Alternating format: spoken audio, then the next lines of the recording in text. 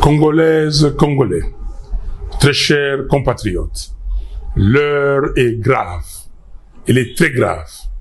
Nous vivons sans doute les heures les plus sombres de notre histoire.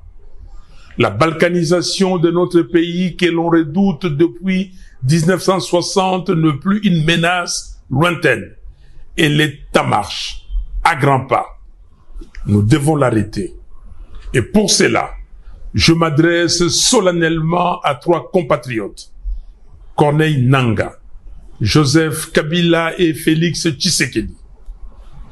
Monsieur Nangaa, je vous en conjure, cessez d'être complices des massacres de nos frères et sœurs.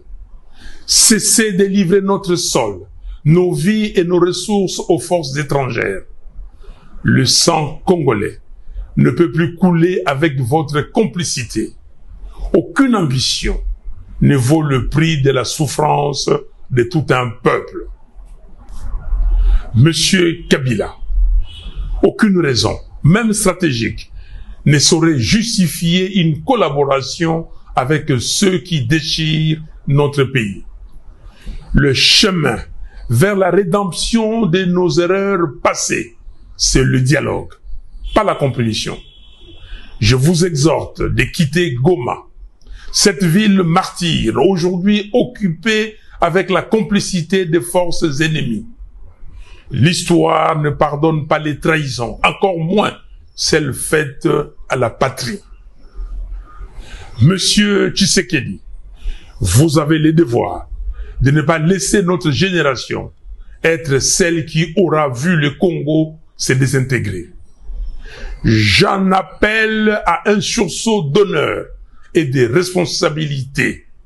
Je veux vous voir, non pas pour une faveur, mais pour une discussion directe, sans faux semblant, sans compromission, mais par patriotisme, afin de trouver une issue digne à cette crise existentielle.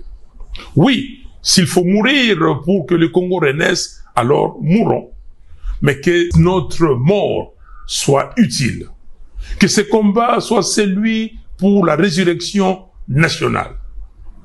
Peuple congolais, dressons nos fronts longtemps courbés. Ces paroles de notre hymne national ne doivent plus rester des mots vides. Face au danger des morts, le sauvetage est la seule issue. Levons-nous, unis tous ensemble. Soyons déterminés, refusons la fatalité. Choisissons la patrie.